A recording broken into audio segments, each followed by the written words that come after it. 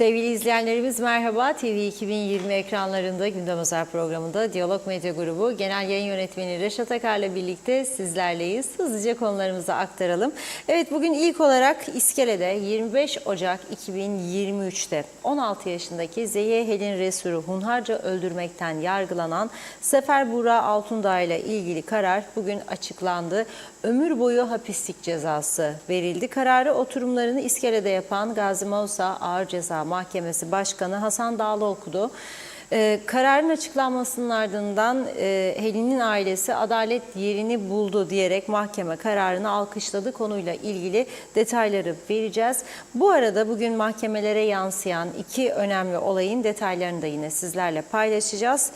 Evet, Lefkoşa'da çıplak vaziyette dolaşan Kongo uyruklu şahıs polis tarafından tutuklanarak bugün mahkemeye çıkarıldı. Sinir krizi geçiren Kongolu burada huzur yok diyerek yaşantısından şikayetçi oldu. Bir de katle teşebbüs, ağır yaralama ve mülke tecavüz suçlarından Lefkoşa Ağır Ceza Mahkemesi'nde yargılanan Fırat Yurdakul'a 8 yıl hapis cezası verildi. Ayrıntılarını konuşacağız.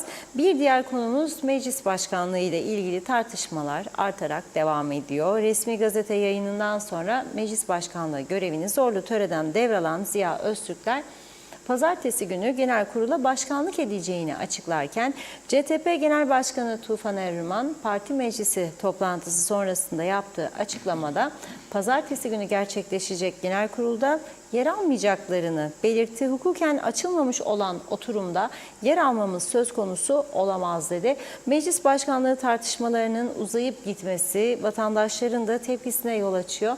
Diyalog Medya'ya konuşan vatandaşlar meclise güvenin sarsıldığını söyledi. Konuyla ilgili röportajlarımızı vereceğiz.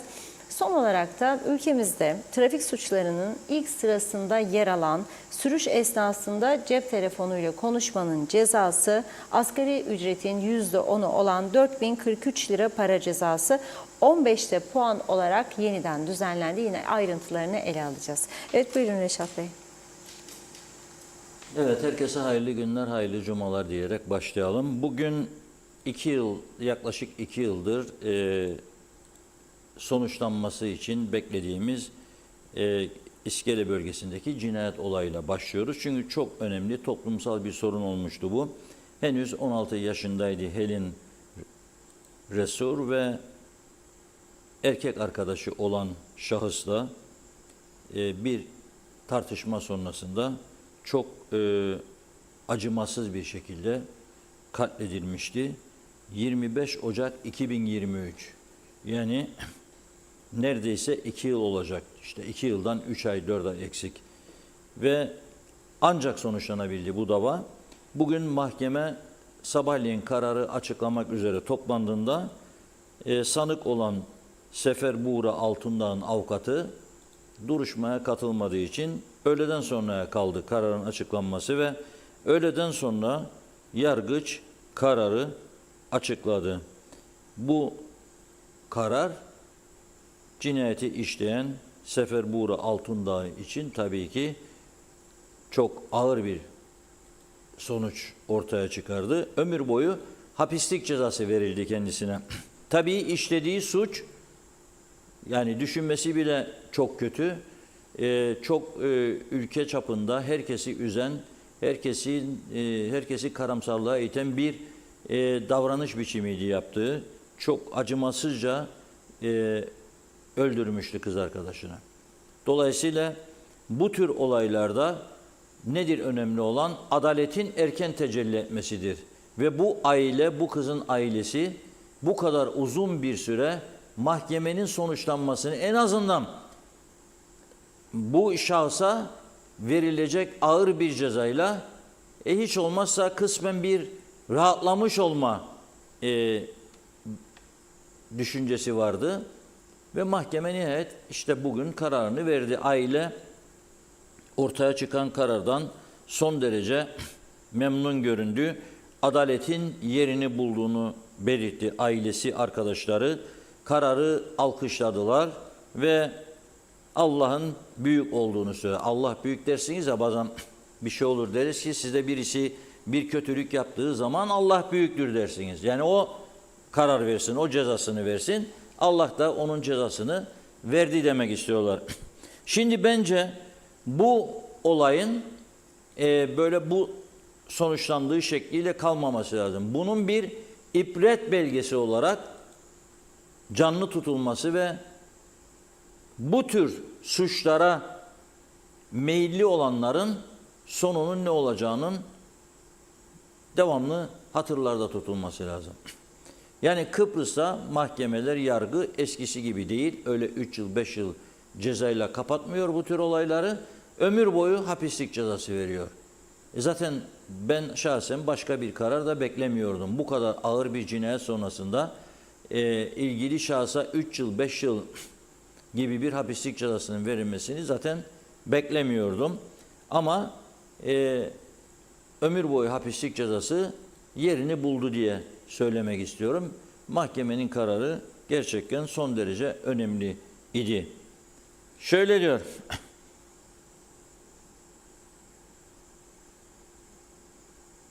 Mahkeme başkanı, kararı okuyan mahkeme başkanı.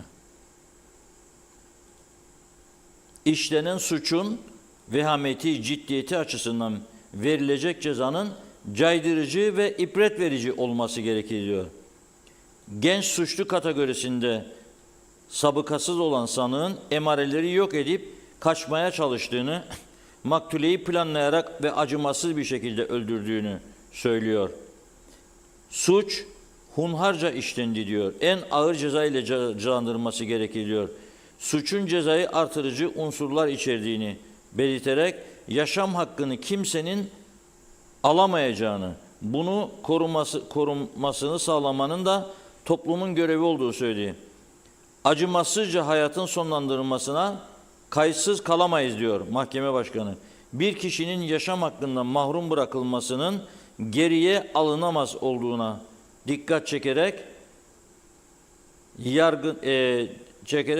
yargının bu şekilde acımasız hayat sonlandırmaya kayıtsız kalamayacağını söylüyor. Takdir edilecek cezanın caydırıcı olması gerektiğini vurgulayarak kadın cinayeti ve yaşa bakınca da çocuk cinayeti olarak niteledikleri olayın sizi polise şikayet edeceğim, öldürteceğim sizleri sözleri sonrası planlı öldürmeye dönüştüğünü belirtti. Evet, bu durum gerçekten ibret verici bir durum. Ama bakınız Kıbrıs'ın kuzeyinde son zamanlarda cinayet, şiddet, uyuşturucu, tehdit, ölümle tehdit, yasa dışı bir şekilde silah bulundurma, bu tür suçların arttığını hepimiz görüyoruz. Ve bunun karşısında yargı evet daha ağır cezalar vermeye başladı ama polisin bu olaylar karşısındaki yetersizliği de bizleri düşündürüyor.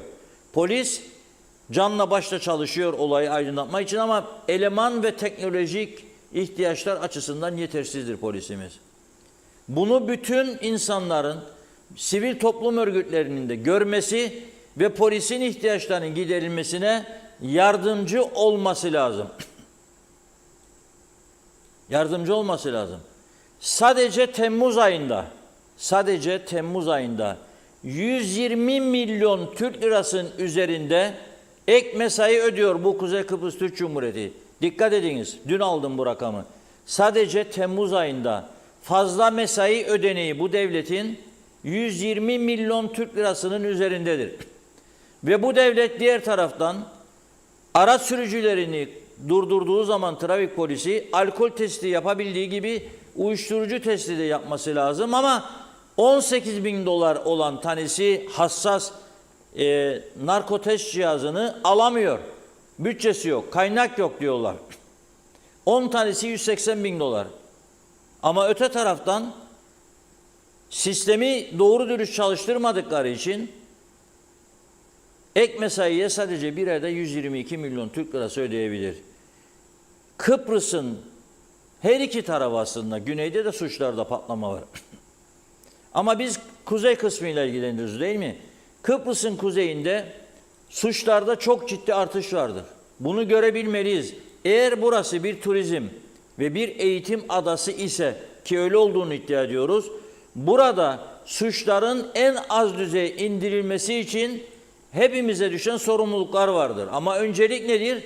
Öncelik Yüce Meclis'indir. Yüce Meclis yasaları ele alıp bazı suçlarda cezaları artırmalıdır. Bakın bugün trafik cezalarından bahsedeceğim. Artırmalıdır. Ama meclis toplanmıyor ki bunu artırsın. Bugün gündemimizde var. Yine konuşacağız Yüce Meclisi. Diğer taraftan polis daha çok denetim yapması lazım. Yapamıyor. Günün belirli saatlerinde. O da son zamanlarda bütün imkanları zorlayarak hemen hemen her gün polis kontrol yapıyor. Tüm ilçelerde olmasa bile bazen 2 ilçede, bazen 4 ilçede, bazen 5 ilçede yapıyor bu denetimleri. Ve ortaya çok sayıda suçlu çıkıyor. Her 4 araçtan bir tanesinin suç işlediği araç sürücüsü ortaya çıkıyor. Ve bu tespitler daha normal tespitler değil, yeterli tespitler değil. Dediğim gibi uyuşturucu testi yapamıyor bir. Uyuşturucu testi yapamıyor bir. Trafik önlemleri açısından diğer sorgulamaları da yapamıyor polis. Genellikle yoğunluk olduğu için alkole bakıyor. Bir, ruhsat var mı, sigorta var mı, ehliyet var mı? İki, güle güle. Halbuki eski trafik memurlarıyla konuşunuz.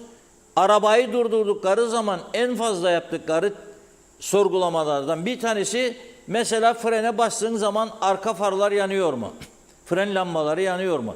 Mesela araç lastiklerinin güvenirliği yıpranmış mı değil mi? Yıpranmış ise sürücü uyarılıyor. Diyor ki değiştirmen lazım. Raporuna yazıyor notunu ve ondan sonra takip ediyor bunu. Bu sistemler bizde bu sorgulamalar yok. Mesela siyah film, araba camlarına siyah film çekiyorlar. Bir ara bizim uyarılarımızdan sonra polis bunları söktürmeye başlamıştı. Şimdi bakıyorum yine yok, yine durdu. Yine ihmal ediliyor bu konu. Sorduğumuz zaman hangi birine yetişeceğiz diyorlar. Onun için polis güçlendirilmelidir arkadaş. Cezalar ağırlaştırılmalıdır. Ağır suça ağır ceza. Esas bunun için toplanması gerekirken Yüce Meclis'in ve parti yetkili organlarının bugün ne vardır bilir misiniz? Saat 16'da Ulusal Birlik Partisi parti meclisi toplandı. Gündem nedir bilir misiniz? İç ve dış olaylar diyorlar. Hayır ama esas gündem nedir? Esas gündem meclis başkanlığı seçimidir. Hala tartışmaların devam etmesidir. Düşünün siz. Düşünün siz bunun için toplanıyorlar. Ama ülkenin ana sorunlarını oturup görüşüp kararlar almak ve bunu hızlı bir şekilde uygulamaya koymak konusunda maalesef başarısız kalıyorlar. Şimdi mesela bugün bu Helin cinayetiyle başladık değil mi?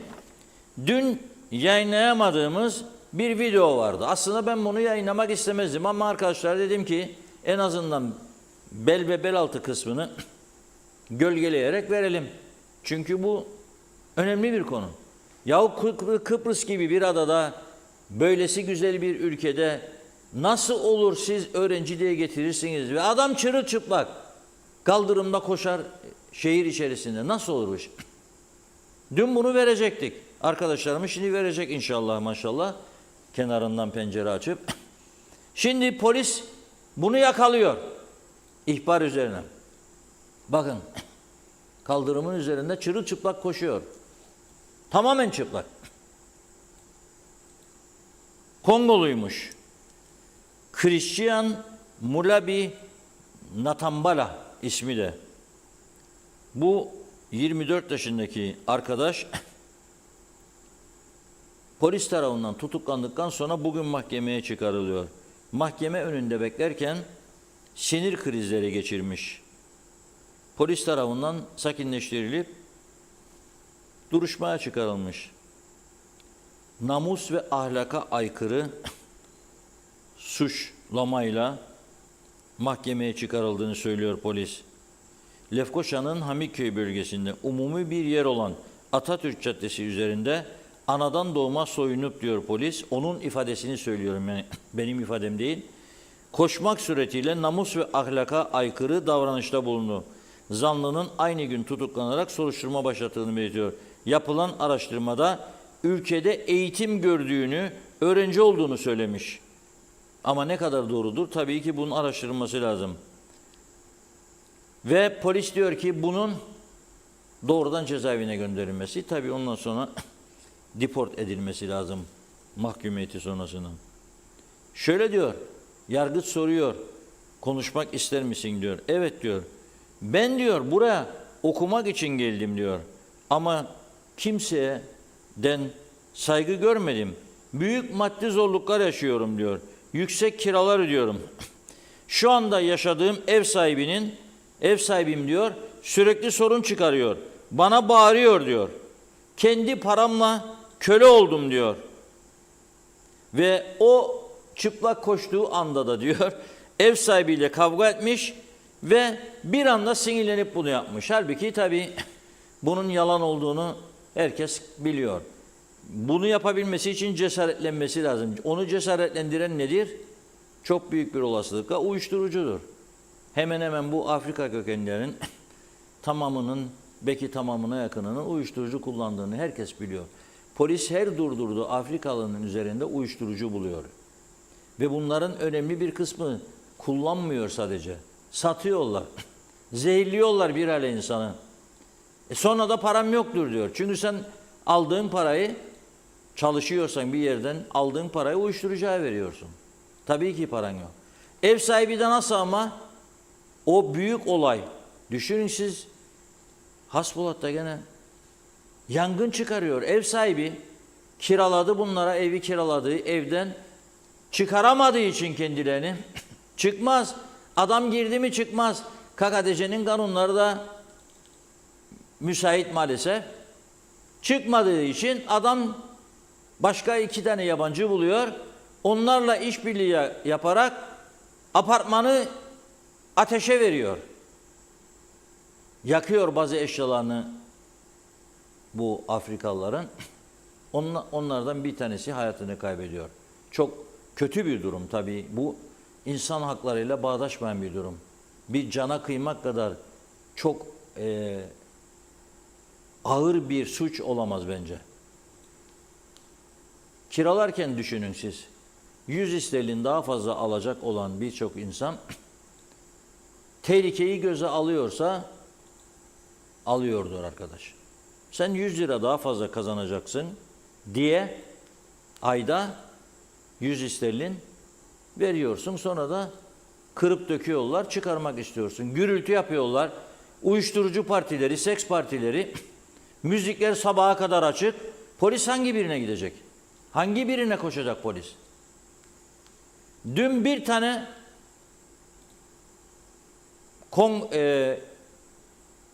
Kamerunluyu cinayetten yargılanmakta olan Kamerunluyu yakalamak için 20'den fazla polis seferber oldu. 20'den fazla, çünkü zapt edilecek gibi değil. Kullandığı maddelerden dolayı da bayağı güçlü, kuvvetli 20 tane polis seferber oldu bunu tutuklasın diye. Ne amaçla? Niye bunları ülkeye koyuyorsunuz? Böyle eğitim mi olur? Bunun neresi eğitim? İşte geliyor uyuşturucu, cinayet. Ondan sonra al başına belayı. Hem polis seferber oluyor, hem ondan sonra mahkemelerde devamlı gündem maddesi. Sonra cezaevine gidiyor. Cezaevinde besle onu, ayda 40 bin, 45 bin, 50 bin Türk lirası maliyeti var bunların. Onun için bu konuda hükümetin çok ciddi, çok ciddi tedbirler alması lazım. Çok caydırıcı cezalar gündeme getirmesi lazım. Ve ülkeye girişleri durdurması lazım arkadaş. Şüpheli insanların ülkeye girişini durdurman lazım. İyi niyetli öğrenci gelsin, ondan da deport fonu alacaksın. Bir türlü bu deport fonunu uygulamaya koymuyorlar. Anlamadım. Kimdir engelleyen? Hangi üniversitedir baskı kullanan, bakanlara, bakmayanlara? Gerçekten ben de merak ediyorum. Niye bu kadar baskı altında kalıyorsunuz? 20 günlüğüne mahkemeye, cezaevine gönderildiği gibi yargıç diyor ki bu diyor Barış Ruh ve Sinir Hastalıkları Hastanesi'nde kontrolden geçirilsin diyor. Çünkü aklı dengesinin yerinde olmadığını düşünüyor. Gelelim 3. önemli olaya. Bu da 6 Ocak 2024 tarihinde, yani yılın başında gemi konağında meydana gelmiş. Daha önce kız arkadaşı olan şahsın evine giriyor. Fırat Yurdakul isimli şahıs ve konuşmak bahanesiyle giriyor evine. Aslında zorla girdiği tespit ediliyor. Eski kız arkadaşı ilişki yaşıyormuş diye ve sen bunu benim gözüme sokarak yapıyorsun gerekçesiyle 23 santimlik bıçağı çekiyor, gelişi güzel saplamaya başlıyor vücuduna. Ondan sonra yeni erkek arkadaşının da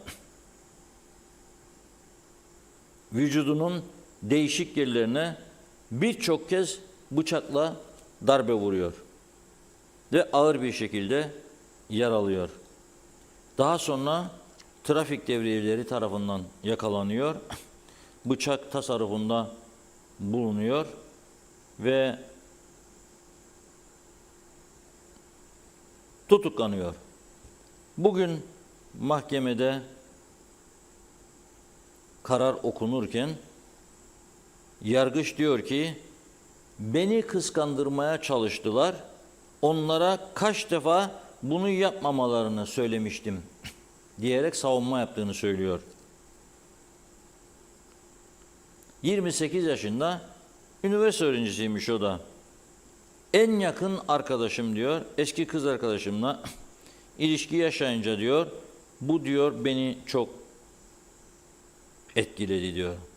Kıskançlık ruhuyla hareket ettim diyor. Ama suçumu kabul ediyorum diyor, yanlış yaptım diyor. Ve mahkeme geceliğin ev açma, mülke tecavüz, şiddet, bıçak taşıma davalarından suçlu bulup kendisini 8 yıl hapse mahkum ediyor. 8 yıl. Bu kadar çok bıçaklama iki kişiyi aslında bana göre yargı insaflı davrandı kendisine. Az bile ceza verdi. 3 tane farklı mahkeme haberi sizlere aktardım bugün. Daha çok mahkeme haberi var. Ama gündemimizde önemli konular var. Bunlar önemli. Bir tanesi cinayet davası, 16 yaşındaki kızı öldüren. Bir tanesi eski kız arkadaşına ve kız arkadaşının yeni arkadaşını bıçaklayan. Bir tanesi de çırılçıplak vaziyette, anadan doğma vaziyette polisin ifadesiyle Lefkoşa'nın Hamikköy bölgesinde Atatürk Caddesi'nde kaldırım üstünde koşan Afrikalı. Öğrenci olduğunu söylüyor ama hareketler falan hiç de öğrenci olduğunu göstermiyor. Ev sahibi ile kavga ediyormuş. Aybaşı ev sahibine kirayı vermezse ev sahibi rahatsız oluyor. Bu ev sahibi 100 lira daha fazla mı aldı bilmiyorum. Ancak benim konuştuğum çok insandan öğrendiğim, neden verdin diye sorduğum birkaç kişiye, ne yapayım 100 lira daha fazla verdiydi. 100 lira bir senede 1200 lira yapar. Ne yapacaksın 1200 lirayla sen dediğimde?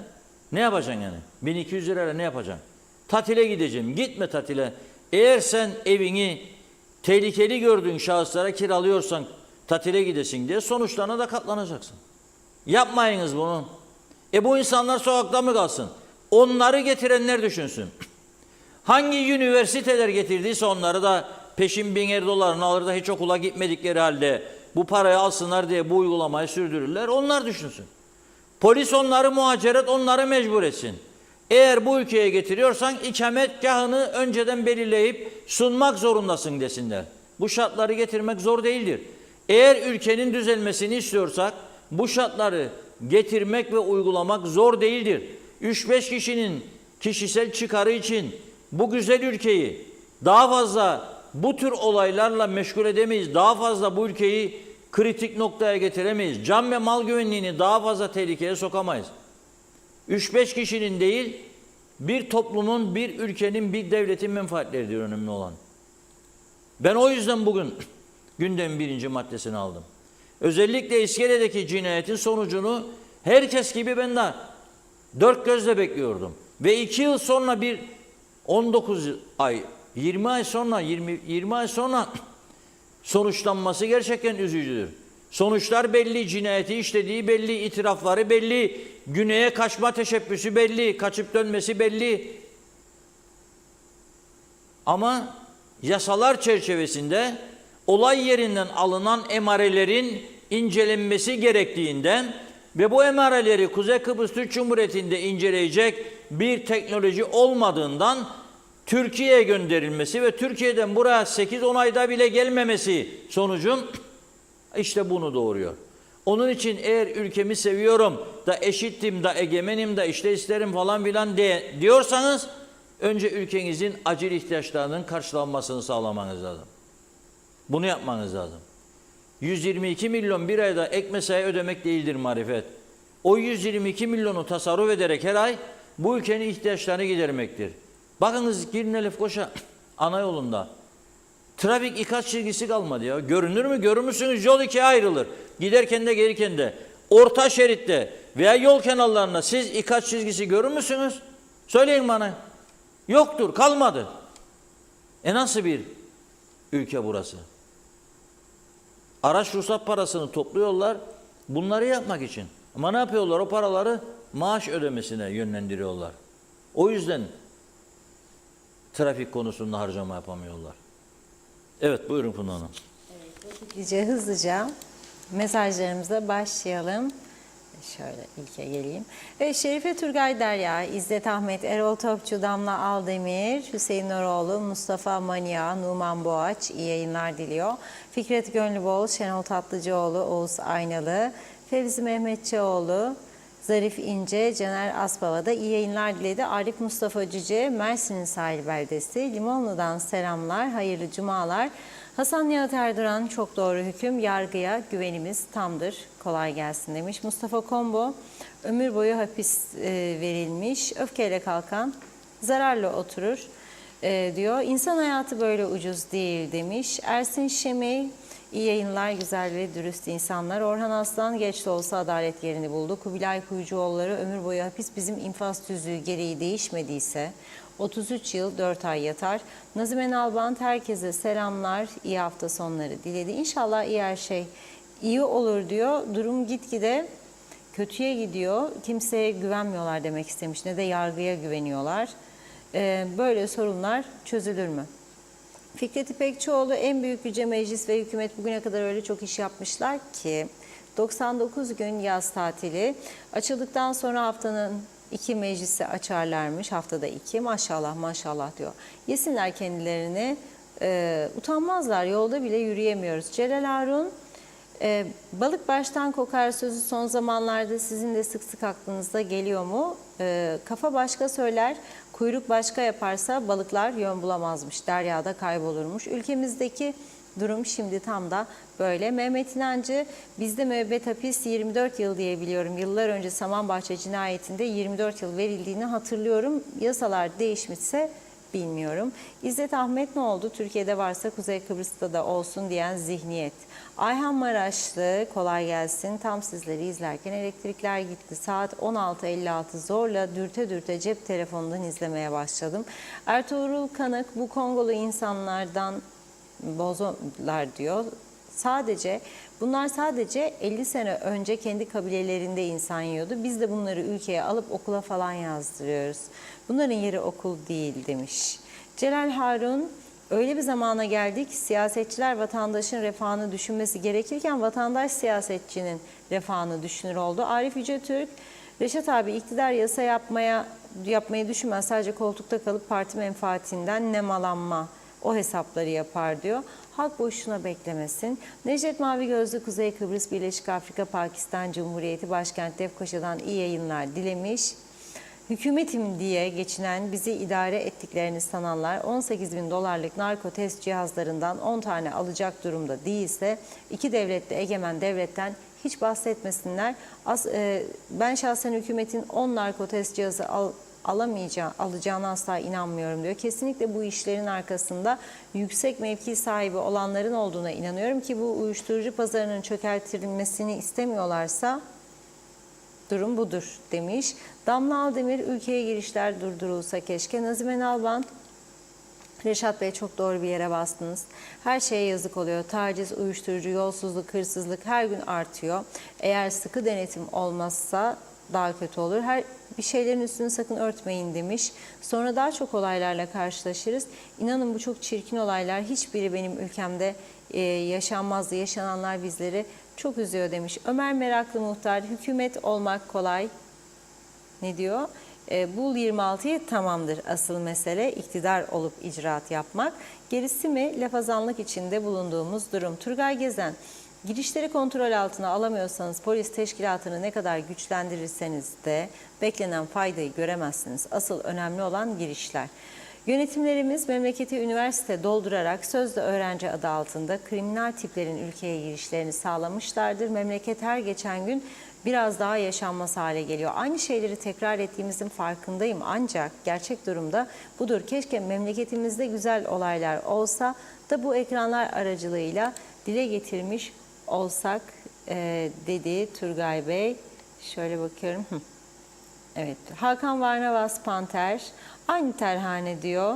Bunlardan hiçbir şey olmaz, olmayacak da. Tema Yavaş Londra'dan selamlar, iyi yayınlar diledi. Erdal Yarkın'da. Zeren Turalı, kurtulmak yok tek başına, ya hep beraber ya hiçbirimiz misali. Ülkemin kurtuluşu başta muhalefetin ve halkın meydanlara inmesi, ne istediğini, nelerin yasa dışı olup olmadığını bir yerde hak, hukuk, yasalar, anayasanın sarsılmaz bütünlüğü için mücadele vermesi kaçınılmaz bir hale gelmiştir. Yasa kural tanımayan hükümetlerle buraya kadar. Muhalefet derhal meclisi terk etmeli, daha fazla türbünlere oynamaya gerek yok, havadan sövmeye gerek yok demiş. Hatice Momin, Fevzi Teke, onlar da iyi yayınlar demiş. Sayar Aker, hak, hukuk, adalet uyumasın, halkı hükümet uyutmasın, güzel vatana ihanet affedilmez diyor. Ercan Kızılkaya'yı da okuyalım. Reşat Bey, kuzeye giren bu yabancıların kontrolsüz olduğu sürece burada ölümcül kazaların, uyuşturucu kullanımlarının, polis olayları bitmeyecek. Yüce Meclis artık toplansın, artık önemli kararlar alması şart oldu dedi. Evet, bakıyorum. Ayşe Güner Mertcan, maalesef durumumuz fena, kötüye gitmeye devam ediyor, çok üzülüyoruz demiş. Londra'dan Güner Bey'in mesajıydı bu. Mehmet İnancı, mahkeme kararını selamlıyorum, çok doğru karar. Yıldırım Muhtarlığı hayırlı yayınlar diliyor. Evet, Mehmet İnancı, Diyalog TV'nin kuruluş yıl dönümü ne zaman, özel kutlama var mı demiş. Salih Mullalı'yı da okuyalım. Selamlar, sevgiler, saygılar, hayırlı akşamlar diledi. Teşekkür ediyoruz, yine devam edeceğiz. Buyurun. Evet, şimdi son dakika düşen haberi sizlerle paylaşmak istiyorum. Programın başında Ulusal Birlik Partisi Parti Meclisi'nin toplandığını ve iç ve dış sorunları görüşeceğini söylemiştim. Cumhurbaşkanı Ersin Tatar da bu toplantıya bir süre için katılıp dış politikadaki gelişmeleri aktardı. Parti Meclisi de alınan kararlar şöyle açıklandı. Şu anda cep telefonuma düşmüş bulunuyor. Parti Meclisimiz, Genel Başkanımız ve hukukçu üyelerimizin değerlendirmeleri neticesinde Meclis Başkanlığı seçiminin tamamlanmış olduğuna dair alınan kararın doğru olduğu kanaatine varmıştır. Cumhuriyet Meclisi iş tüzüğü çerçevesinde seçim sürecini bağımsız şekilde yürütmüştür. İş tüzüğün 157. maddesi gereği seçim tutanağı Meclis Başkanı ve Başkanlık Divan Katipleri tarafından tutulmuş ve seçim tutanağı meclis oturumunda, yani Sayın Ziya Öztürkler'in 26 oy ile başkan seçildiği Meclis Genel Kurulu'nda Meclis Başkanı tarafından ilan edilmiş olup Anayasanın 95. maddesi gereğince kararla ilgili oturumda yürürlüğe girmiştir. Gizli oylama, milletvekillerinin iradelerini özgürce ve baskıdan uzak bir şekilde yansıtabilmeleri adına iş tüzüğün belirlediği usuller çerçevesinde yapılmıştır. Bu süreçte oylamanın geçerliliği ve milletvekillerinin tercihlerinin doğru şekilde değerlendirilmesi önemlidir. Oy pusulasında kabul, red ve çekimsel seçenekleri altında kareler bulunmakta olup milletvekilleri bu karelerden birini mühürleyerek tercihlerini belirtmişlerdir. Aynı kareye birden fazla mühür vurulması durumu seçmenin iradesinin net bir şekilde anlaşılmasını engellememekte, aksine belirli bir tercihi açıkça ifade etmektedir. Şöyle ki seçmenin iradesinin netliği konusu aynı kareye birden fazla mühür vurulması seçmenin o tercihi kuvvetli şekilde ifade etmek isteyenin bir göstergesi olarak değerlendirilir. Burada biraz gülme tuttu beni. Yani demek istiyor ki bir vurdum, al ve bir daha vuruyorum sana. Bak daha da desteklemiş olurum seni demek istiyorlar. Ama öyle değil. Biraz sonra o konuyu konuşacağız. Bir insanın akıldan zor olması lazım ya. Vurdum da bir daha vurdum da madem adı yazmaz kim oldu? Hangi kahramandır bu? Şanı belli değil, adı belli değil, imzası yok. Kime neyi gösteriyor ki kendi iki defa be inadınıza vurdum. Bu biraz şey geldi bana. Keşke bu ifadeyi kullanmasalardı. Kim kalemi aldıysa karşısındaki insanları yani 3-4 yaşındaki çocuklara yuvaya giden, anaokuluna gidene söyleyeyim gülecekler. Zaten gülüyorlar bugünlerde. Cadılar Bayramı var değil mi? Cadılar Bayramı diye çocuklar bakıyorum fotoğraflar geziyor. Onu da eleştirenler var. Ne bu Cadılar Bayramı bizim? Yahu kutlar sana ne Cadılar Bayramı kutladıysa. Cumhuriyet Meclisi iş tüzüğü çerçevesinde seçim sürecini bağımsız şekilde yürütmüştür diyor. Evet.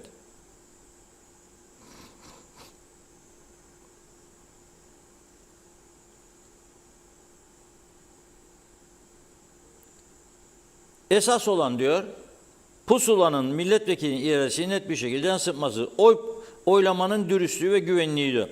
Oy pusulasında birden fazla mühür basılması, oylamanın dürüstlüğünü veya güvenilirliğini etkilemez. İş tüzüğe göre oy pusulasında kareye X işareti taşıyan mühür vurulması gerektiği belirtilmiştir. Bu kurallar ışığında aynı kareye birden fazla mühür vurulması konusuna dair iş tüzükte net bir ifade bulunmadığı için iş tüzüğün ruhuna ve milletvekillerinin iradesini tam ve özgür bir şekilde yansıtılmasına hizmet eder. Anayasamızın başkanlık divanı konusunu ele alan 83. maddesi meclis seçimleriyle ilgili çift mühür veya gizlilik veya işaretli oy ile ilgili bir düzenleme yoktur. Yani anayasada tamam değildir diyor, baba yasada tamam değil diyor. Yani iş tüzük. İş tüzükte eksik var. Peki birinci turu yaptınız. Gördünüz olmadı. İkinci aday. Bari o dönem olsun. Diyeydiniz ki tek adaylı seçim olduğunda bu iş tüzük tam anlaşılır değildir. Madem ki bu iş tüzüğü yeniden düzenleyelim arkadaşlar hep birlikte. Ondan sonra bir başka aday gösterip de seçim yapalım. Bunu niye düşünmediniz? Bu çok yanlış. Bunu niye düşünmediniz?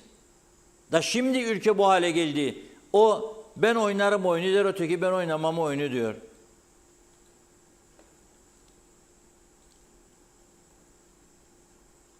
Parti disiplini ve birlik, başkanlık divanı seçimlerinde bazı şahsi kırgınlık ve beklentilerin parti meclisi kararlarına aykırı oy kullanımıyla sonuçlandığı gözlemlenmiştir. Doğrudur çünkü oy pusulası yanımdadır. Şimdi konuşacağım bunun üzerine. Yanımdadır. Bekliyorum. Bekliyorum. Mahkeme olayı olmasa birinci konu buydu gündem maddesi ama çünkü hafta bitti. Daha bu tartışmalar bitmedi. Pazartesi genel kurul var. Nasıl olacak bu genel kurul? Konuşacağız.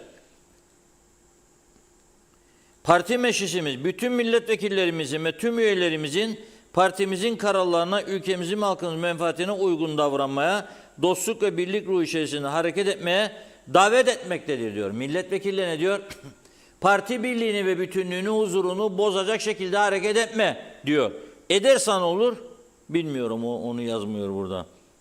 Meclisin işlemesinin önemi diyor. Meclis çarşı duruma tutulması sadece iktidarın değil aynı zamanda muhalefetine sorumlu ana muhalefet partisinin seçim sürecinde izlediği yol yalnızca kaos yaratmaya yönelik olup bu tutum kabul edilmezdir. UBP demokratik diyalog ve anlayıştan yana olan bir parti. Ancak hiçbir tehdit veya baskıya boyun eğmez. Halkımıza ve devletimize hizmet yolunda kararlılıkla ilerlemeye devam eder. Kıbrıs meselesinde çözüm odaklı yaklaşım diyor. Cumhurbaşkanımız Sayın Ersin Tatar'ın Türkiye'nin desteğiyle ortaya koyduğu iki devletli çözüm modeli partimizin tam desteğini almaktadır. Bu çözüm modeli gayri resmi görüşmelerde ısrarla gündeme getirilmeli ve Birleşmiş Milletler tarafından egemen eşitliğimiz kabul edilmedikçe kapsamlı çözüm müzakerelerine geçilmemelidir. UBP federasyon çözümünün artık geçerliliğini yitirdiği düşüncesindedir. Bu doğrultuda yakında meclise sunulacak çalışmalar parti meclisimizin de desteğiyle ilerleyecektir diyor. Hükümetin başarıları ve ekonomik gelişme. UBP Başbakanlığı'nda kurulan koalisyon hükümetinin son 2 yılda kişi başı düşen milli gelirin artmasını sağlamış olup halkımızın yaşam kalitesini yükseltmeye yönelik çalışmalarını kesintisiz sürdürmektedir. Parti meclisimiz Kuzey Kıbrıs Türk Cumhuriyeti'nin gelişmişlik seviyesi daha da yukarı çıkarma için hükümetimize tam destek vermeye devam edecektir diyor. Dış müdahalelere karşı dik milli duruş diyor. Ülkemizin hedef alan dış güçlerin bazı sorunları kaşıyarak yaraya dönüştürme çabalarının farkındayız. Koalisyon hükümeti Anavatan Türkiye Cumhuriyeti'nin büyük destekleriyle bu girişimlerin boşa çıkması için halkımıza hizmet etmeye ve birlik beraberliği üstte tutmaya kararlıdır. Genel Başkan ve Başbakan'a destekliyor. Parti meclisimiz Genel Başkanımız, Başbakanımız Sayın Ünal Üstel'in parti içi ve dışı politikalarına tam destek vermekte, tüm partilerimizi ve halkımızı bu duruşa saygı göstermeye davet etmektedir. Ulusal Birlik Partisi meclisi olarak değerli halkımıza sevgi ve saygılarımızı sunuyoruz. Aldığımız tüm kararların ülkemize ve devletimize hayırlı olmasını diyoruz. Vatana ve millete deseydi daha anlaşılır olacaktı o. Vatana ve millete hayırlı ve uğurlu olmasını dediğiniz zaman bütün sorunlar unutulmuş olur. Memlekette bütün sorunlar ortadan kalkmış olur. Meclis başkanlığı sorunu da çözülmüş olur. Mu acaba? Öyle bir program vardı hatırlarsınız değil mi? Mı acaba, mi acaba, mu acaba diyordu. Şimdi benim elimde bir oy pusulası. O gün mecliste kullanılan bu oy pusulasıdır. Şimdi iktidar partilerinin UPP 24, DP yani DP 3 etti 27, YDP yani YDP 2 etti 29. Nasıl oldu da 3'ü çift mühürlü 26 oy çıktı Ziya Bey 5. turda o da. Bakın 4 tur oy vermediler kendisine şey olsun diye, yıpransın diye. Hem aday hem parti yıpransın diye vermediler. 5. turda 26 oy verdiler. 3 tanesini çift mühür verdiler. Şimdi 29'dan 26 3 nerede arkadaş? CTP yani CTP 19. Bağımsızlar Ayşegül Baybars Hanım ve Jale Refik Roces 2 bağımsız. Etti 21. Nasıl oldu da 5. turda 23 red çıktı? Demek ki sadece bunu ele alalım önce. İki tane peşin redçi vardır. Ya UPP'nin içinde, ya YDP'nin içinde, ya DP'nin içinde. Başka şey yok. 29'dan 2 tanesi doğrudan kendi iktidarlarının, üçlü koalisyon iktidarının önerdiği adaya hayır dedi. Demokrasilerde olmaz mı? Olur. Ama o zaman o partide de ayrılacaksın. Eğer koalisyon ortağı isen, koalisyondan çekileceksin. Red verdiysen, kim verdi bilmiyoruz onu. Eğer iktidarın büyük ortağı, UPP'nin içinde milletvekiliysen de küstüm darıldım kurultayda sen böyle yaptın da ben böyle yaptım da ben söz verdim de beni bakan yapacaktın da yapmadın darıldım. O zaman kahramanca diyeceksin ki ben yokum artık. Ben UPP'nin altında yokum diyeceksin çıkacaksın. Şimdi siz Ünal Üstelvi'yi gerçekten iyi niyetli görüyorum ben çok. İyi niyetli görüyorum. Yani öyle bir kılıncı kalkanı çekseydi ortaya bu iş çıkacaktı ortaya diye düşünüyorum. Daha önemli bir noktaya geleceğim. Kaç gün konuşmadım ama bugün konuşmam lazım. Bazı ülkemizde küçücük oyunların bilinmesi açısından. Bakın 1 Kasım dediler yabancılara mülklerle ilgili son gün. Hala adamlar bir mülkü bile kayıt ettiremiyor. Tapu daireleri patlama noktasında. Kimin umurunda? Kimse. Adama dediler birden fazla elinden çıkaracaksın, çıkaramıyor. Adam kendini kazıklanmış hissediyor. 3. Bunlara mal satıp büyük paralar elde eden müteahhitler bir arıtma kanalizasyon sistemini yapmamış ne de bölge belediyeleri. Bu insanlar insan dışkısının içerisinde oturmaya mahkum edildiler ve bize kin, öfke kusuyorlar. Çok tehlikeli bir durum. 4, trafik kazalarında korkunç artış vardır. Cezalar yeterince artırılmıyor. Biraz sonra söyleyeceğim. Mesela cep telefonu örneğini vereceğim. Güneyde kaç? Diğer Avrupa ülkelerinde kaç? Bizde kaç? Cinayetler, şiddet olayları artıyor.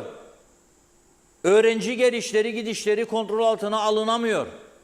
Yollar çökmüş vaziyette. Bu yolların tamiratı, tadilatı, devlet dairelerindeki hizmetler yeterince verimli değil. Sağlıkta sorun var. Adam açar randevu ister. 4 ay sonra randevu verirler kendisine. Ölürsem diyor, ne yapalım, ölürsen sana bir rahmet okuyacak yakınların diyor. Bu duruma geldik. Ben hala daha meclis başkanlığıyla ya da siz küstüm, darıldım, oynamam da göstereceğim sana gününü madem kurultayda böyle oldu derseniz o zaman olmaz. Ama tekrar ediyorum, ben emin değilim. UPP'nin içinden mi, koalisyon ortaklığından mı? Fakat burada 3 tane çift oy kasıtlıdır. Neden kasıtlı olduğuna da şimdi değineceğim. 2 tane de hayır dedin mi sen?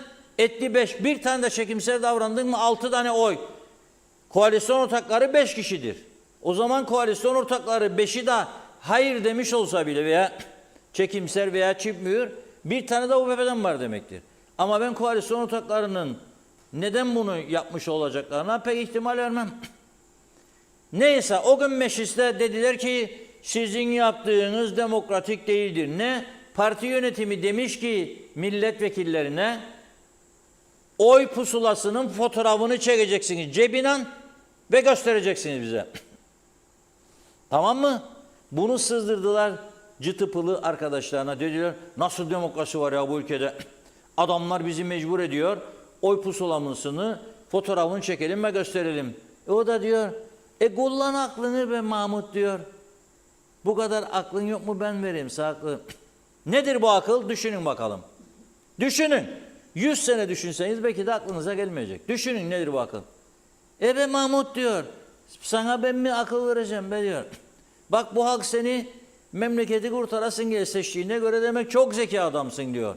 Kullan diyor zekanı diyor. O da diyor kullanayım mı zekayı diyor. Evet. Hadi bakalım robota mı sorayım, nereye sorayım? Robot mu değil. Bir taneyi basıyor mührü, çekiyor fotoğrafını. Çektikten sonra vuruyor ikinciyi üstüne. Sonra da diyor, aha bak çektim ha. Bak garanti ha bir tane diyor. Bak. Bir mühür diyor. İkinciyi kim vurdu ya? Paşam onun üstüne. Sen biri çekiyorsun fotoğrafı. Çektikten sonra koyuyorsun cep telefonu cebe. İkinci mühür sana diyor. Göstereceğim diyor. Ben sana eveti de hayırı da. Budur oyun. Ha şimdi CTP bazıları der ki ya bu artık uzamasın ya memleket böyle durumda. CTP'nin yaptığı vatana ihaneti. O da kendi muhalefet şeyini kullanıyor şansını. Ne var bunda? Buldu sizin açık oyuncuklarınızı buldu. O da kendine pay koparmaya çalışır. Ne var bunda? Aynı şey onun olsaydı siz yapmayacak mıydınız? Yapacaktınız. Ben burada Ziya Öztürkler adına üzülüyorum. Genç bir arkadaş siyasette daha uzun süresinin olmasını diliyorum inşallah olur. Onu genç yaşta meclis başkanı önerdi. Ama bakın her gün gündemdedir. Her gün gündemdedir. Şimdi soruyorum. Bu 6 tane fire kimindir? 23 tane siz evet oyu verdiniz. Kabul oyu. Öztürk'e. Öteki de diyor 2 mühür kabulün içinde değil mi diyor. Peki genel seçime ben gittim de ya da Cumhurbaşkanı seçimi ya da belediye seçimine aynı karen içinde 2'den mühür korsam kabul edilir mi? Yok.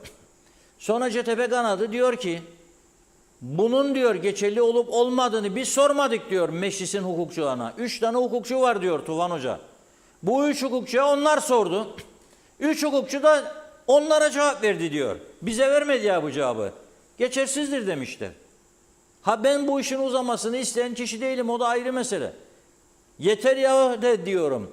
Kim olursa olsun meclis başkanı yeter ki meclis çalışsın diyorum. Üzerlerinde çok sorumluluk var vatandaş. Gerçekten öfke ve doludur siyasilere karşı. Evet dolar bazında, euro bazında asgari ücret çok yükseldi. Ama asgari ücret euro bazında yükselirken piyasa darmadağın oldu. Piyasa çok yükseldi. Fiyatlar çok yükseldi. Bakın dün arkadaş Güney'den bana yolluyor. Tavuk diyor, bir porsiyon tavuk yanında çipsi, salatası, bir tane meşrubatı, bir tane de Nescafe'si üstünden 4.95. Bizim tarafta 10 euroya kalkan 10 euroya mümkün değildir. 15 euroya da değil. İşte bir tavukçuya gözümle gördüm geçen hafta sonu 675 lira. Yanında bir de kola içsen 850-900. Bir de Nescafe 1200. Kaç euro eder ya, bunu söyleyin bakayım bana. 30 euronun üstündedir. Orada 4.95. Aynı ülke. Ve Avrupa Birliği orası. Nasıl oluyor bu? İşte bundan dolayı. Adam diyor benim yanıma çalışan sen artırdın asgari ücretini diyor. Ben de diyor mecburen fiyatlara koyacağım. Asgari ücrette artış %19.19 veya normal maaşla diğer çalışanların maaşları da arttı. 19.19 fiyatlara geldi 39.99 zam. O zaman da ne oldu? Memleket pahalılıktan geçilmez hale geldi. Bunlara sizin çözüm üretmeniz lazım. Market gezip fiyatlara bakamazsınız zaten, gerek yok. Ama tedbir alırsınız. Tedbir alırsınız. Bazı malzemelerde KDV'yi, stopajı sıfırlarsınız ama şart koşarsınız ithalatçıya, dağıtıcıya, satıcıya. Bu fiyatın üstüne satamazsın dersin. Ben çektim bunu, sen de düşür bunu bu kadar diyebilirsin. Ama bakıyorum tam tersi oluyor. Asgari ücrete bir de vergilendirme getiriyorlar. Ödenemez durumda. Bakın söylüyorum, ödenemez durumda. 1.200.000 lira maaş tutuyorsa küçük bir işletmenin 450-500 bine de çıktı sosyal sigorta ihtiyaç sandığı vergiler. Ödenemez duruma geldi. Yani batın, kapatın, iflas edin. Peki ne olacak sonu bunun? Onu söyleyin. Ve siz hala da başkanlık yarışı. Ben olsaydım UPP'nin genel başkanı ve başbakan, birinci vazifem bu 3 tane çifte mühürü ve 2 tane ret vereni ve bir çekimser alanı ortaya çıkardım. Hem koalisyon ortaklarını hem de kendi partili milletvekillerimi sorgulardım. Dün söyledim, bu eliyle tuttuğumun ben bunu şimdi, benim parmak izlerim bunun üzerindedir. Sonra açanların da varmış olabilir, onların parmak izi de bulunur, öteki de bulunur. Uzman polisler bu işi 10 dakikada çıkar ortaya. Böyle senin hakkın yoktur bakan olmadın diye, ülkeyi böyle devamlı krizlere sokacaksın bakan olmadın diye. Hakkın yoktur. Dün bir bugün iki milletvekili bakan olmak istiyorlarmış. İşte onun için diyorum, milletvekillerine bakanlık yolunu kapatmadığınız sürece bu ülkenin düzelmesini beklemeyiniz. Bu ülke krizlerden kurtulmaz. Da yokmuş açıklamanın sonunda karıştırıcı dış güçler diyorlar. Kimdir karıştıran? Biden mı karıştırıyor bunun için yoksa Macron mu? Dalga mı geçersiniz bize ama? Aklımızla oynarsınız. Kim karıştırıyor bunun için? Siz karıştırıyorsunuz işte. Sizin üyeleriniz zaten belirttiniz. Partili milletvekillerinize mesaj veriyorsunuz. Uyun parti disiplinine diye. Uymazlar. 5 tanesi toplantı yapmadı mı? Az kaldı göreceksiniz diye paylaşımlar yapmadılar mı? Ben daha bunu mu görmek isterim onu yaptıktan sonra? Bunu mu göreceğim? Çalıştırın parti disiplin kurulunu. Onu yapmıyorsunuz, bunu yapmıyorsunuz. Ondan sonra seçim diyorlar, bağırıyor. Seçim, evet güzel değil, evet hoş değil, evet bizi çözüme götürmeyecek. Belki daha büyük kaoslar çıkacak, bilemem. Ama gidişat değil. Burada bellidir. Adam bir mühürü vuruyor, emin olmasam konuşmam ama bunu. Emin olarak söylüyorum. Vuruyor, çekiyor fotoğrafını, çıkıyor. Aha diyor, ben adamlığımı yaptım diyor. Ama mühürü vurup fotoğrafı çektikten sonra ikinci mühürü kaydırarak vuruyor. İptal olsun diye. Aha gösterdim sana gününü diyor. Hadi sevin genel başkanlığını, gene kurultay sevincini. Hadi sevin hükümetini, beni bakan yapmadın madem. Olmaz ya bu. Olmaz bu. Yani burası Hababam sınıfı değildir ya. Burası bir meclistir, bir hükümettir, bir siyaset organıdır. Bu nasıl bir düzen? Ben bunu anlamış değilim. Bana ne senin bakanlık hırsından ya? Sizin gibi 100 defa daha güçlü bakanlık yapacak adamlar var dışarıda. Ama siyasetin dışındadırlar. Neden? Bu pis oyunlara girmek istemedikleri için. Bu çirkef yatağının içinde yüzmek istemedikleri için. Yoksa çoktan siyasetin içine girebilecek ve ülkeyi kurtarabilecek, geliştirebilecek zekada adamlar vardır. Ama sizin yüzünüzden, sizin gibiler yüzünden. Ya aldı yanına da getirdi sizin gibiler de. Bakan yapmazsan göstereceğim sana gününü. Dedin ne yapacak adam? Ağzıyla kuş tutsa hiçbir şey yapamaz. Sen onu bak böyle kamuoyu önünde küçük düşürürsün bu hareketlerinle. Ve perde arkasında gülersin, sevinirsin. Bu böyle olmaz. Bu tüzüğünüz neyse, iç tüzüğünüz, dış tüzüğünüz değiştirin arkadaşlar.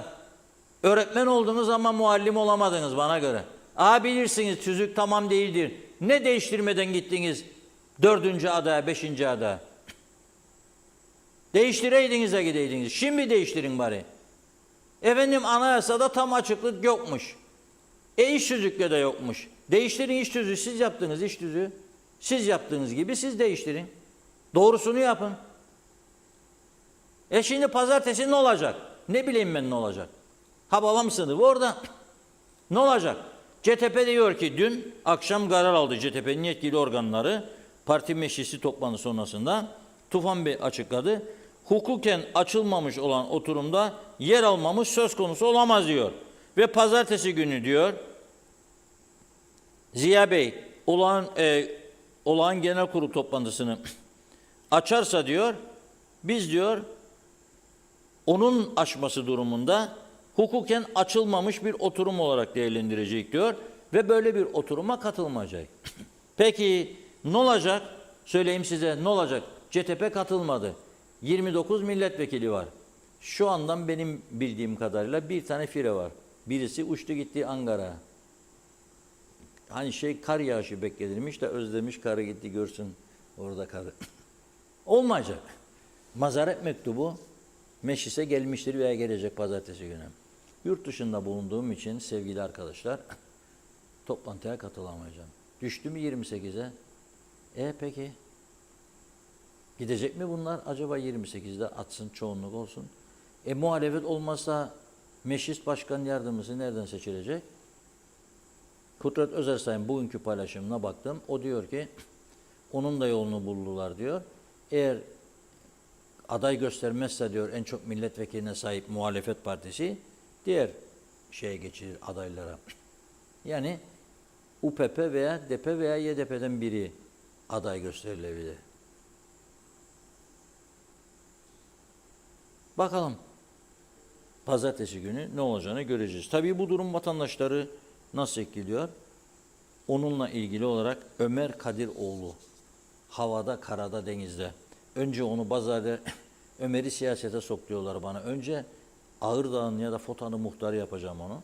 Ondan sonra adım adım muhtarlıktan başlayarak ilerlemesi daha iyidir. İzleyelim bakalım. Meclis başkanlığı seçimiyle ilgili tartışmalar günlerdir devam ediyor. Bu durumu nasıl değerlendiriyorsunuz? Ne diyebilirim ki? Herkes yok bulmuyorum çünkü herkes bir şey peşindedir. Hep koltuk kavgası. Başka ne diyeyim ablamsa? Beklentiniz nedir meclisten? Düzene girmek. Bu pahalılık gitsin.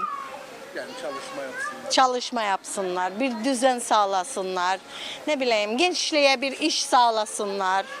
Yardımcı olsunlar. Başka hiçbir şey istemem. Hiçbir şey söyleyemem çünkü ne için söyleyemem? Bunları yarın bütçe görüşmesi yaparak 29 tane milletvekili bir meclis başkanını zorla seçen bir şeyde bütçeyi nasıl geçirecekler? Evet. Beklentiniz nedir meclisten? Hiçbir şey. Neden? Ne bekleyeyim? Hiç umudum yok. Ne olacak böyle giderse? Erken seçim olur ne olur? İster misiniz bir erken seçim? Olsa ne olacak? İsimler değişecek, bir şey olacak değil ya. Sistem değişmez, isimler değişir. Kınıyorum yapılan yanlışlıkları. Yani güler geçeriz oradaki yaşanan olaylara. Nedir beklentiniz meclisten? Beklentim nedir? Ya çok daha güzel şeyler bekleriz ama maalesef gittik sonra her şey daha kötü olur. Her gün için zaten kötüye gideriz. Her gün için. Meclisi bıraksınlar. Hepsi istifa etsin, erken seçime gitsinler. Başka çaresi yoktur bu işin. bir de anlaşma olsun. Çünkü bıktık, usandık artık. Hem hayat pahalılığından bıktık, usandık. Zaten Kıbrıs'ta bir avuç kaldı. Bize ekmek yok bunun içinde. Hepsimiz tükeniyoruz. Bir anlaşma yapsınlar ki hem o tarafı rahat etsin hem biz rahat edelim. Gerçekten yabancılaşıyoruz artık yani. Sokağa çıkmaya korkarız. Hiçbir şey beklemem ben. Bu şekilde şey oldu. Hiçbir şey beklemiyoruz meclisten artık. Koltuk peşinde. Yani oturanlar koltuğu bırakmak istemiyor. Bir yarış halindedirler. Halkı düşünen yok. Kendi menfaatlerini düşünürler. Düşünün siz bir milletvekili 280.000 TL aldığına göre artı izaz ikramları bilmem neleri o koltuğu bırakmak ister mi? Ben de alırım asgari ücreti. O da aynı marketten alışveriş yapar. Ben de aynı marketten alışveriş yaparım. Ne diye bıraksınlar? Onun için halk bıktı usandı yani artık kendilerinden. İstifa etsinler. Lütfen istifa etsinler. Erken bir seçim olsun. Bir de anlaşma olsun ki Kıbrıslılar rahat etsin. Tek başına hiçbir zaman gelmedi bir parti ki hele de sol görüş tek başına gelmedi ki iktidara bir çözüm üretsin. Yani tek başına gelirse daha iyi olur tabii. Çünkü onun menfaati. Bakanlık alacak, öbürü bakanlık alacak. Onun yarışındadırlar. Hatta şimdi galiba bakanlıkları çoğaltmak isterler ki daha çok menfaat alsınlar. Yani halk usandı. Usandı yani. Biz Kıbrıslılar usandık kısacası. Şu an bizim hükümetimizin durumu zaten ortada. Hükümet değil. Daima birileri tarafından yönetiliyor. Birileri tarafından isteneni yapıyor. Maalesef acı ama gerçek. Karagözlük yapıyoruz. Peki meclisten beklentiniz nedir? Hiçbir şey. Neden? Ne yaptılar? Zamanında döviz krizi yaşandı. Döviz adeleri ne oldu? Ev krizi yaşandı, arsalar yaşandı, ev satışları İsrail'e yaşandı. Ne oldu? Şimdi yasa çıkarıyorlarmış. Evlerindeki 5 evden birini almak, diğerini satmak zorundaymışlar. Ne oldu? Ne yapıldı? Yani günün sonunda meclis ise benim vatanım için neler yapıldı? Onu sorgulamak gerekir. Evet, sen bir beklentiniz. Yok.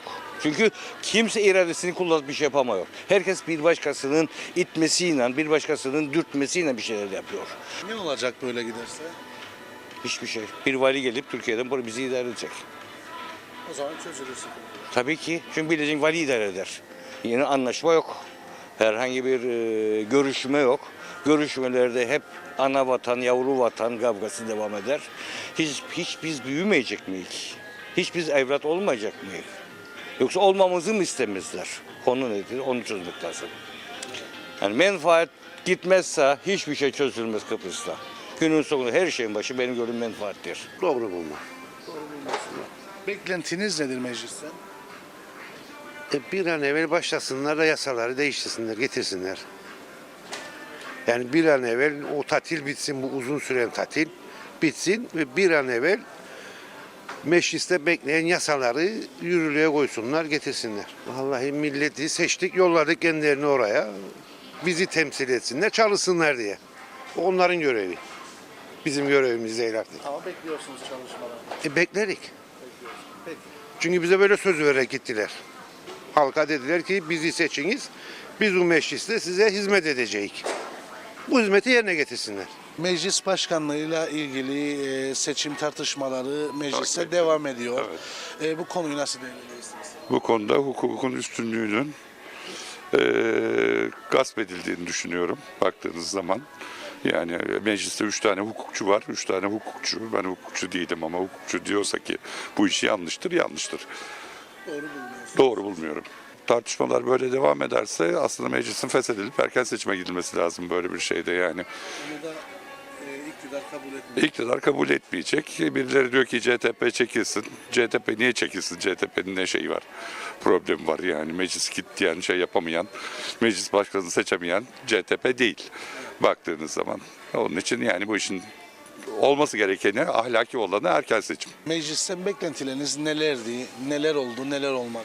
Hiçbir şey olmadı baktığınız zaman yani okulların hali belli, hastanelerin hali belli. Ben 2017'den beri burada yaşıyorum. Aynı zamanda KTC vatandaşıyım, oy veriyorum. Baktığınız zaman Hani bu hükümet ne yaptı diye sorarsanız hani görüşmelerde bir şey yapmıyor, masaya oturmuyor baktığınız zaman. Devlet okullarının hali belli, hastanelerin hali belli, yolların hali belli. Ona buna peşkeş çekme, bilmem ne yapma, insan alma. Yani ne yaptı? Bu hükümetin yaptığı bir tane bir şey var mı söyleyebileceğin senin? Hani bir tane bir şey şunu yaptı diyebileceğin hiçbir şey yok yani. Hükümet olmasa daha iyi kendi kendine yürüyor zaten.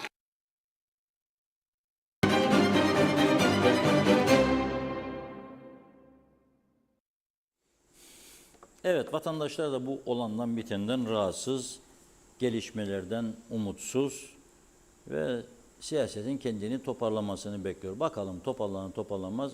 Küçücük bir ülkede her sene mutlaka seçim var. Bakın, bu sene yeniden Doğuş Partisi'nin hükümetin küçük ortağı kurultayı vardı. 2-3 ay kamuoyu, 2 aday, 2 milletvekili var partinin, ikisi yarıştı.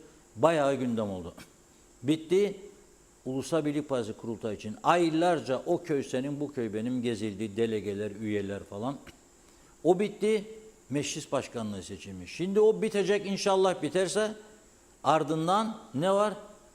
Eğer erken gene seçim olmazsa önümüzdeki yıl Cumhurbaşkanlığı seçimi var. O bitecek, bir sonraki yıl yerel seçimler var. Yani bitmez. Bizim derdimiz sadece seçim mi? Bir avuçluk yerde kaç tane milletvekili bulacaksın sen? Yani her sene 50 tane da değiştireceksin. Her sene bir hükümet kurulursa 10 bakan bakmayan, 2 hükümet kurulursa 20 bakan bakmayan, yüzlerce müsteşar müdür, bu kadar başarılı, üstün düzeyde insan nereden bulacaksın bir avuçluk memleket? Bulamazsın. Evet Tuna Hanım, buyurun. Kaldığımız yerden devam edelim mesajlarımıza. Ali Kardeşoğlu iyi yayınlar diliyorum demiş. Aynur Yüzügüler, Zeliha Adaman, Zarif Ülmen, Ergün Yahat da iyi yayınlar diliyor. Günay Şeherli, ülkemizde yabancılaştık. Aidiyet duygumuzu kaybettik ve yozlaştık. Doğup büyüdüğümüz ülkemizde korkarak yürüyoruz. Karşıdan geleni tanımıyoruz. Bütün bunların suçlusu bizleri yönetenler değil mi? Denktaş'ı kimse bilmiyor. Eğitim nerededir düşünün. Pınar Berk, maalesef zincirleme hatalar var. Yanlış bir devlet politikası, daha doğrusu herhangi bir politikamız olmadığından nüfusumuz belirsiz. Özellikle Afrikalı öğrencilerden minimum 600-700 pound alınıyor. Kimse de düşünmüyor gerisini. Mahallemin değerini mi düşürürüm? Komşularıma güvenli bir ortam sağlıyor muyum? Sonra da kiralar tavan. Bu tür eşitsizlikler yüzünden. Emir Ali Tatlı değil. Abuk subuk dizileri seyrede çocuklar birbirlerini bıçaklamaya başladı. Ali Cevat, müebbet verildi, değeri yok, giden gitti, mekanı cennet olsun, ışıklar içinde uyusun. Mehmet İnancı, mühür konusunda bazıları da akıl tutulması olduğu ortada. Fikret İpekçioğlu, bundan sonra ben de her yere imzamı 2 defa vuracağım ki bakalım dairede geçmez desinler. O zaman ben de meclise dava açarım. Çocuklar bile güler bu açıklamaya. Turgay Gezen, bundan sonra artık tüm genel, yerel ve cumhurbaşkanlığı seçimlerinde duble mühür, hatta isteyen triple mühür vursun demiş. Salih Engin, artık şaibeli bir meclis başkanımız da var sözde. Necdet Mavigözlü, 2 mühür sağlam olsun lafını Cumhurbaşkanı söyledi diyor. Arif Yüce Türk, Reşit abi, hala da bunlardan bu halk hayır bekler. Utanma duygusu yok herhalde. Osman Cepheoğlu, hangi hukukçular çift mühür için bu yorumu yapar, isimlerini de açıklasınlar diyor. Halk da bilsin. Memlekette böyle hukukçular da varmış. Yazık, ne duruma düştüler. Niyazi İnancı, Diyalog yayınlar, Diyalog ailesi. Kıbrıs Türktür, Türk kalacak. Mustafa Kemal'in askerleriyiz. Cemil Kurç. Bunlar aklımızda dalga geçiyor. Tüm bu olanların sorumlusu sadece bizleriz. Vatana, millete hayırlı olsun. Yücel Barbaros, 23'ü 25'ten büyüktür ve çift mühür geçerlidir diyen bir meclisimiz var. Celal Harun, günün sözü olmalı. Bu özür dileme işinin alçak gönüllülük mü yoksa yüzsüzlük mü olduğunu hiç anlamamışımdır. Yapmaman gereken bir şeyi yapıyorsun, sonra özür diliyorsun, sonra ellerini yıkıyorsun. Yüzsüzsün, yüzüne tükürmüşler, yağmur çiseliyor, ya Rabbi şükür demiş. Ülkedeki durum böyle yürüyor. Hasan Özdemir, 2 değil 3 milletvekili ret verdi. Bir CTP milletvekili o gün izinli olarak meclise gelmedi. Hasan Nihat Erduran, grup kararı ve açık oylama şart, tahmin edilmeli tüzük, gayet basit. Fikret Gönlübol, meclisteki bu maskaralık kurultayın uzantısı olarak görüyorum. Osman Cepheoğlu, bağımsızlar da 2 oyu evet vermiş olabilir. O zaman buraya çift mühür oylar, hükümet oyları olur. Sayar Aker, Ömer Kadiroğlu konuştursun halkımızı. TV 2020 Halkın kanalı, Hür Görüşler, sansürsüz bu kanalda. Cemil Kurç, tüm dünya, özellikle Rumlar ve Amerika bizi karıştırıyor. Hep o külliye yüzünden. Çok kıskançtır bunlar demiş. Abdurrahman Albayrak, taksiciler ne yapsın? Peki Reşat Bey? Taksicilere zam vermeden vergiyi 2'ye katladılar. Bilginiz olsun, sosyal sigorta yatırımı 2'ye katlandı, vergi de. Şu anda 2 katı istenilecekmiş. Geçen sene ne kazandıysak bu sene yarıya düştü fakat vergi 2'ye katlandı. Özkan Özdemir, Kudret Özersay gibi bu ülkeyi yönetmeye en yakışan, donanımlı, yetenekli ve ülkesini seven birisi bu çirkefte yer almamak için istifa etti. Çok da doğru yaptı. Ali Dereseven, elektrikler yine kesilmeye başladı diyor. Şimdi geldi. Hasan Nihat Erduran, güven oylaması istememiş CTP. Neden acaba? Mehmet Bakkaloğlu, bu memlekette milletvekili olanlar, bakan olmayacak bakanlar teknokrat olarak dışarıdan atanması gerekiyor ve en fazla 1 yıl görev yapmalı. Bu ülkede hep cep doldurma varken bu siyasette sadece milletvekili olmak arkadaşları kurtarmaz. Ama bakan oldukları zaman avantaj çok. Tabii istisnalar kaideyi bozmaz demiş. Erken seçim olsa bu sistemde hiçbir şey değişmez. Bu ülkede yıllarca seçim yapıldı. En uzun ömürlü hükümet 2,5 veya 3 yıl gitti. Mehmet İnancı, meclisin birinci görevi 99 gün tatili sonlandırmalı, 3 hafta yeterli diyor. Aytaç Bey, denetim istiyoruz. Fikret İpekçioğlu, anlayın artık, bırakın gidin, usandırdınız. Karagöz Hacı battı diyor, Hacivat'ı da geçtiniz. Fatma Gürer, tam söylediğiniz gibi kullanılan mühürü, ayrıca 2 telefon kullandılar. Bir telefonu kapattı, yanına bıraktı. Diğer telefonu içeride kullandı. Yine de vermek istemeyeni durduramadılar. Şimdi de kılıf uydurma çabasında.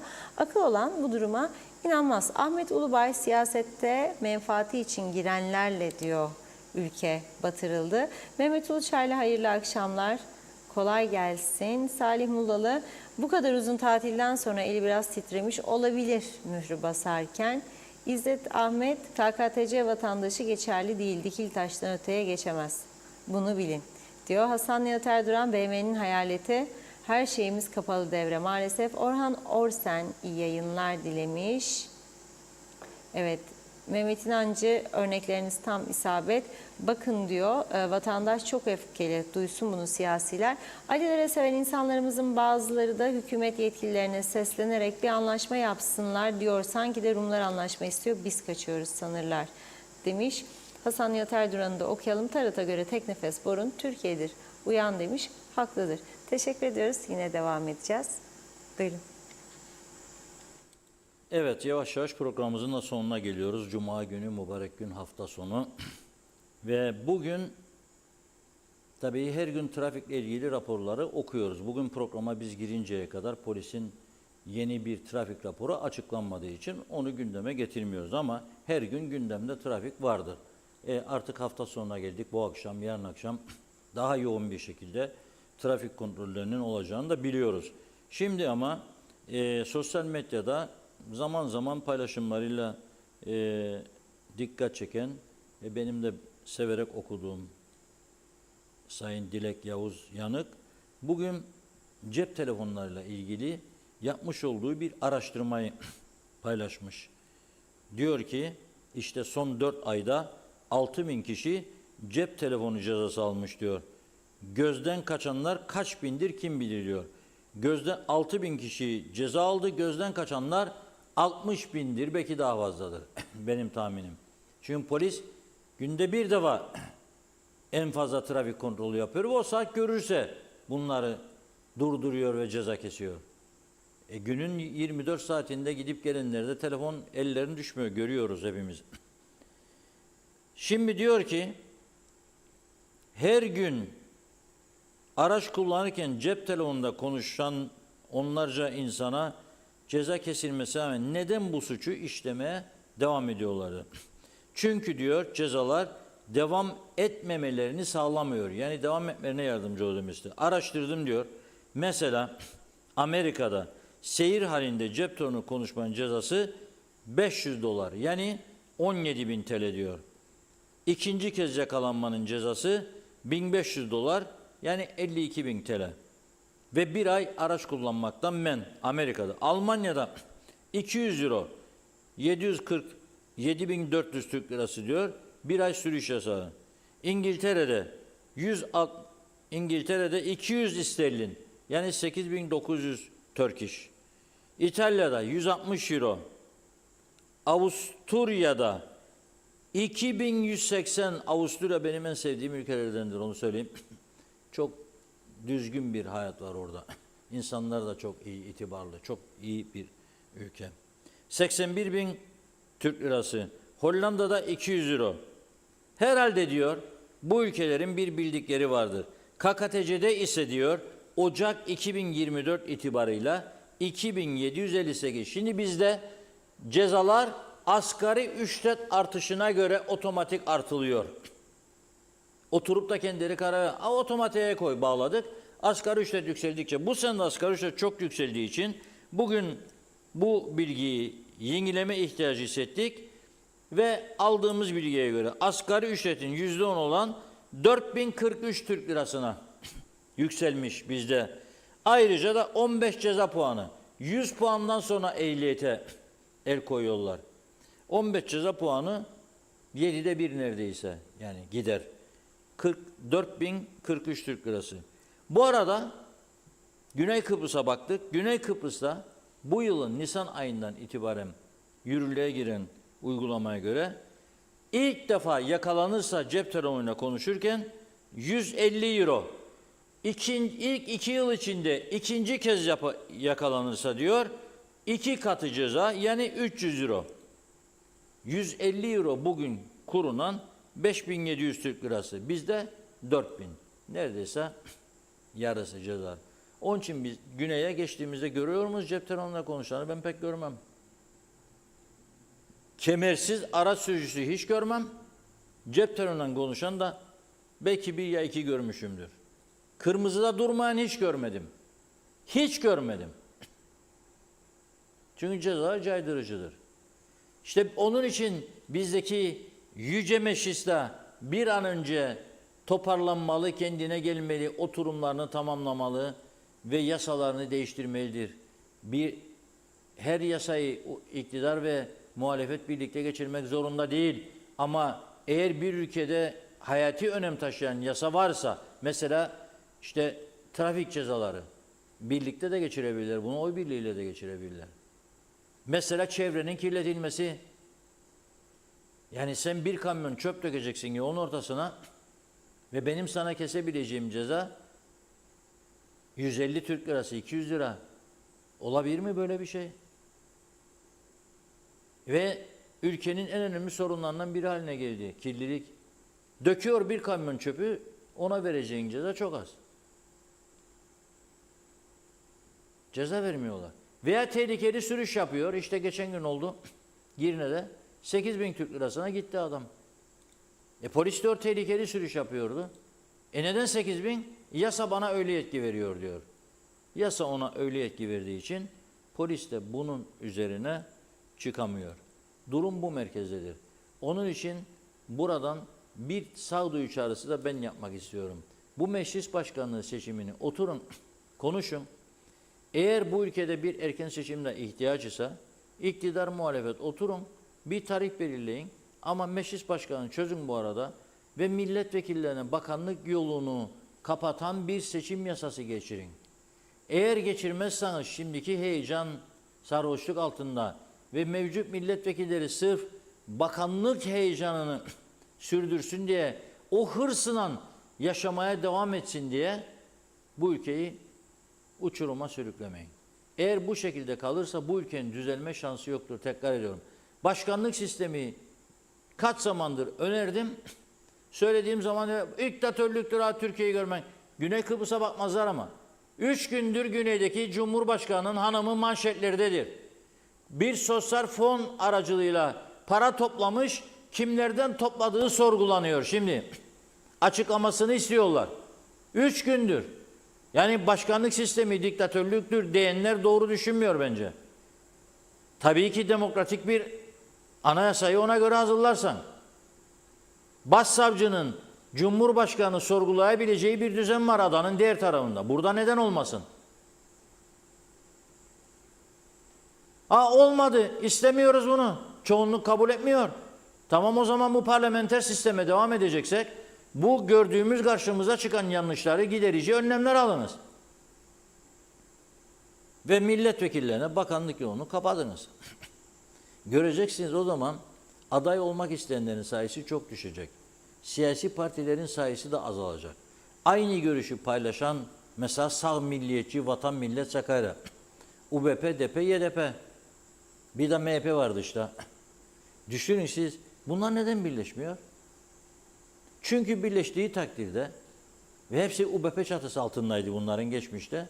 Mesela Turizm Bakanı şimdi bakan olmayabilir çünkü UBP onu yapmayabilirdi. Ama ayrı bir partiden olunca mecburen, hele parti başkanı mecburen yapacak. DP onun için kuruldu zamanında. Onun için kuruldu. Siyasi bir manevraydı Denktaş Bey'in yaptı. Sola bakıyorum. CTP, BKP var. YKP var. Yeni Kıbrıs Partisi. Hepsi Kıbrıs'la ilgili federasyon çözümü savunurlar. Neden 3 partisiniz? Ortada olan Halkın Partisi var. Yani seçim sistemi ve siyasi partilerle ilgili yasa yeniden ellenmelidir, değiştirilmelidir. Aksi halde durum vahim. Pazartesi günü inşallah, maşallah Yüce Meclis açılır, toplanır. Bizler de güzel güzel onlara övgüler yağdırırız. Ama şu anda ortaya çıkan manzara toplanmaca şeklinde. Ayrıca birçok örgüt pazartesi günü meclis önünde eylem yapmaya hazırlanıyor. Erken seçim çağrıları gelecek. Bakalım süreç nasıl ilerleyecek. Dış güçlere de dikkatli olduğunuza, karıştırmaya çalışanlara yüz vermeyiniz. Çünkü karıştırıyor birileri. Amerika'da seçim var. O seçimliği bıraktılar. Gelip bizimle uğraşıyorlar burada. Onlara da yüz vermeyelim. Evet onlara. Evet, teşekkür ediyoruz. Tamamlıyoruz sevgili izleyenler. Güzel bir hafta sonu geçirmenizi diliyorum ben de. Yeniden görüşünceye dek hoşçakalın.